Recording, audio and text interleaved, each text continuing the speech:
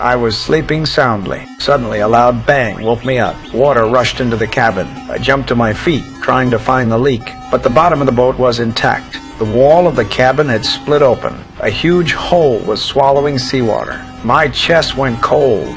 I scrambled to climb out. Halfway through, I froze. On the empty sea, a massive container more than 30 meters long was jammed against my boat. It pushed forward with the yacht. I had no time to think. I pulled down the sails in a hurry, trying to slow the yacht, trying to stop more water from flooding in. When the sails were down, I rushed back to the cabin. I grabbed a crowbar, ran to the side of the boat, and used all my strength to push the container away. But it was far heavier than I imagined. The crowbar bent under the pressure. The container didn't move an inch. Water kept pouring in. As despair crept in, I spotted a small hole on the side of the container. An idea hit me. I ran into storage and hauled out a heavy sandbag. I climbed onto the container, threaded the rope through the hole, tied it tight, and hurled the sandbag into the sea. Gravity dragged the container down. The yacht finally broke free, but there was no time to celebrate. I turned the boat around, raised the sails again, and used the wind to lift the cracked side above the water. The flooding stopped. The container drifted farther and farther away. At last,